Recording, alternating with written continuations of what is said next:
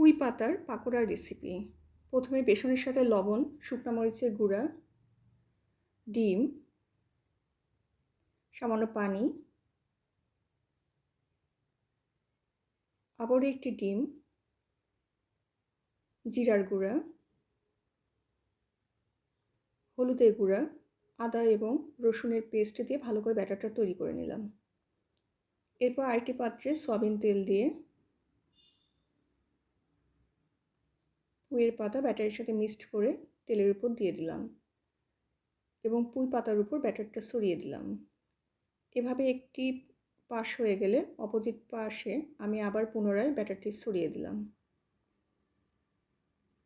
এই নাস্তাটি আপনারা বিকালের নাস্তা হিসেবে খুবই একটা সুস্বাদু একটা নাস্তা।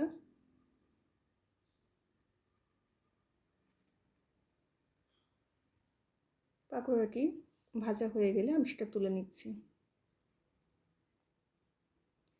পুনরায় আমি আরেকটি পুঁইয়ের পাতা দিয়ে দিলাম এবং তাতে ব্যাটার ছড়িয়ে দিলাম।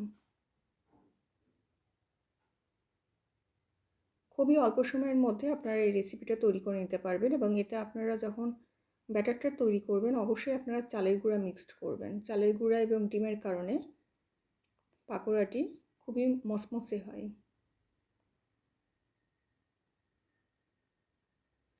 আমি আরেকটি পুঁইয়ের পাতার সাথে ব্যাটার সহ দিয়ে দিলাম। ভালো করে ভাজি শেষে আমি পুঁইয়ের পাতাটি তুলে নিচ্ছি। হয়ে গেল আমার আজকের পুঁই পাতার পাকোড়ার রেসিপি।